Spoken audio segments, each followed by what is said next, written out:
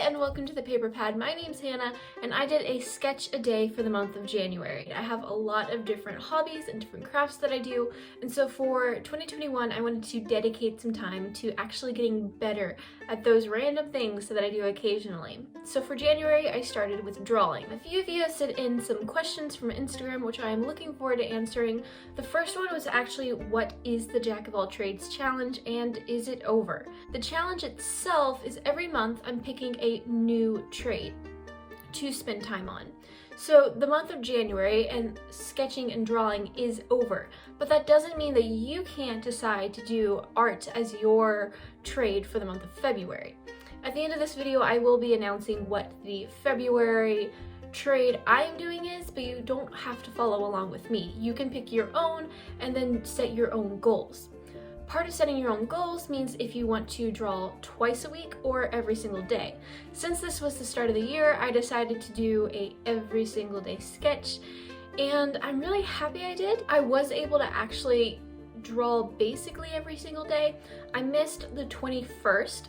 So I had my 20-day streak and then I completely forgot. I was super busy that day. What I did was I just made up for it with an additional sketch on the day after. Now, I would like to talk about my house rules for myself, so how I decided to do the challenge. First of all, I picked my goal was to draw every single day. I already talked about that. Next, I limited myself to only doing a sketch a day, because typically when I would draw, I would get in the mood and then I would spend like 2 hours drawing and making some really cool pieces, but I was only allowed to do one sketch.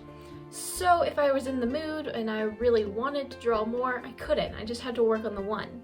But if I didn't really like what I was doing, I wasn't allowed to just scratch it and move on and do something else. So if I got frustrated, if I wasn't happy with the results, I had no choice but to make myself happy with the results. Be that mentally or actually, generally, it meant actually fixing what I didn't like about it. It was a really interesting psychological hoop that I wasn't expecting with that house rule. So on Instagram, I was asked if I used references, specifically live references. No, I did not use a live reference where I actually had someone or something that I was drawing in real life, but basically all of my art was from a reference. If I would decide what I wanted to draw and then I would go either on Pinterest and occasionally on Instagram, but basically Pinterest, to find a reference, because I am a really bad free drawer and I'm okay with that. I did do a few free draws and I'm really proud that I did that, but I tend to be better at copying and maybe slightly changing a reference than I am at just free drawing. So I did use references, but I did not have a live reference. These are the sketches that I didn't use a reference for.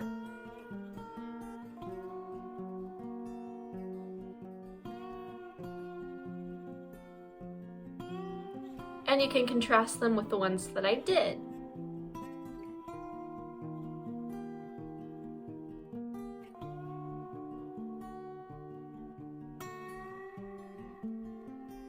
I was asked what the hardest part of this challenge was. And it honestly took me a little bit to come up with what my actual answer was, because there are several hard things about this challenge. I struggled with just enjoying what I was doing because I was doing it every single day. It didn't necessarily become a task, I couldn't find something that I wanted or was excited about drawing every single day, and you can tell that that makes a difference. Like this piece versus this piece. But that all aside, the hardest part, which I encountered on day one, was actually posting my art to Instagram. I think that I'm a pretty decent drawer. I think that I can draw pretty well, especially if I have a reference, like I said, but drawing is not one of my top skills. If you asked me what my biggest strengths are, drawing would not make the list. That's why it's on the Jack of All Trades challenge. But that's also why posting it on Instagram was really hard. Not because I thought I was going to get a bunch of hate comments. I had vowed to actually post my daily sketch on Instagram, every single one of them. And I definitely would have posted some of them, but there are a lot that I wouldn't have posted, that wouldn't have been vetted and made the system. So going ahead and posting them anyways, posting the ones that I didn't really like, was a really big mental challenge. I didn't want, some random person to see my really meh piece of art, but then not see all my great ones and think that that's the extent of my ability.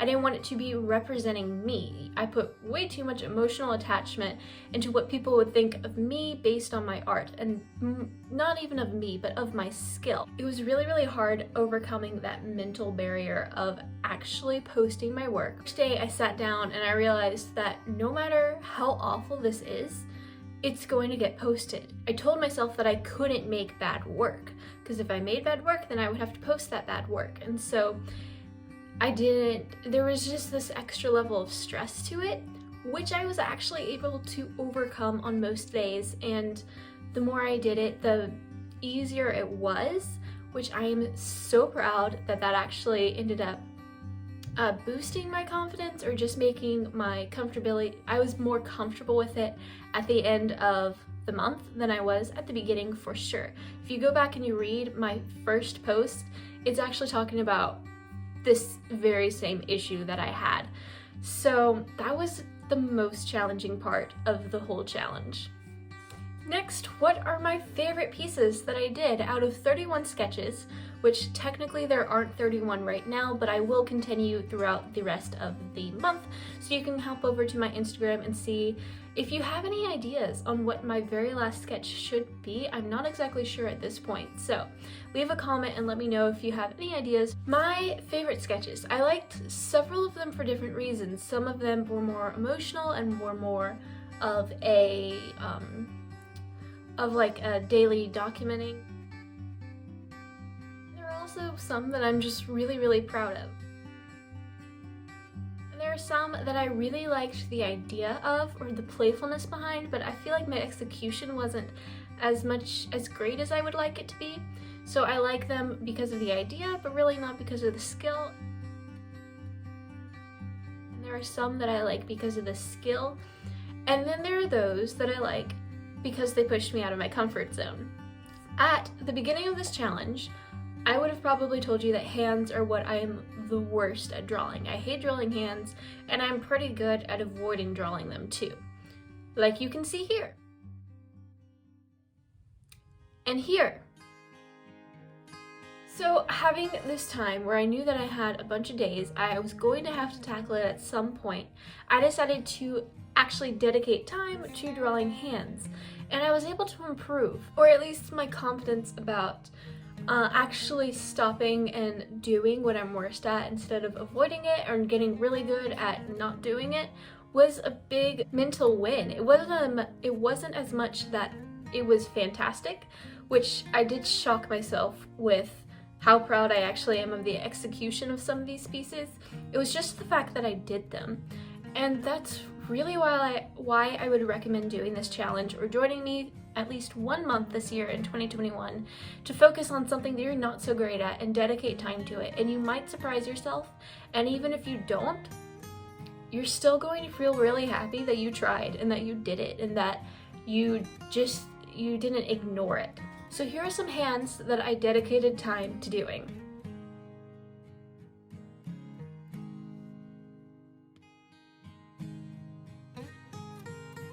All talk of self-confidence and motivation and mental boundaries aside, did I actually improve? Probably not. My skill, I wouldn't really say improved that much. But the fact that mentally I felt so much more confident and so much more able to tackle the things that I don't like doing and dedicate time to actually getting better, and then surprising myself with actually being good at it, or with actually executing it well. I wouldn't say I'm good at drawing hands, but I can draw a hand from a reference. That was a major improvement.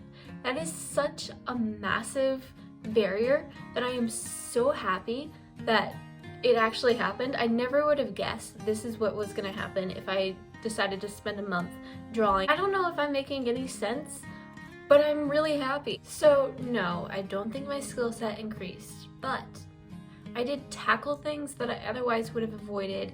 I worked at things and fixed them that I otherwise would have thrown in the trash and started from scratch. or even done something, even changed what I was drawing.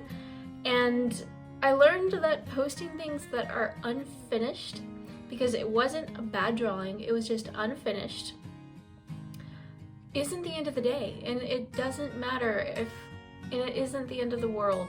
And I might actually go back and continue to work at some of those sketches, because like I learned, they really aren't horrible, they just need even more work and maybe a little bit of fixing up. Now for the Jack of all trades challenge for February.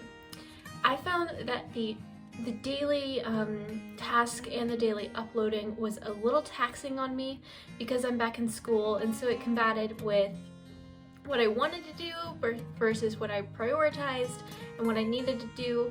It was pretty hard to actually do something every day and post it just from a scheduling point of view. So I will probably not be doing an everyday post or an everyday task for February. I'm going to work on my cursive / hand lettering / calligraphy skills. I recently got some brush pens, and I'm learning that it's a lot harder than it looks on Instagram to make these beautiful lettered headers. So I'm going to dedicate time. Most likely, I think my house rule is going to be at least twice a week, but I will likely strive to do it more often, to either write a page in cursive or spend some time actually working and learning, maybe practicing, printing off some sheets, and working on my hand lettering. I would love it if you join me for this challenge, or if you're just learning about the Jack of all trades challenge, and you can go ahead and start your art, and then next month do hand lettering or calligraphy or whatever it be, and just kind of follow along with whatever you decide to do and you decide to work on. The month of February, I really hope that you join us. Make sure that you're using the hashtag Jack of all trades challenge on Instagram so I can see all of your wonderful work and we can track each other's progress. Until next time, this is Hannah signing off.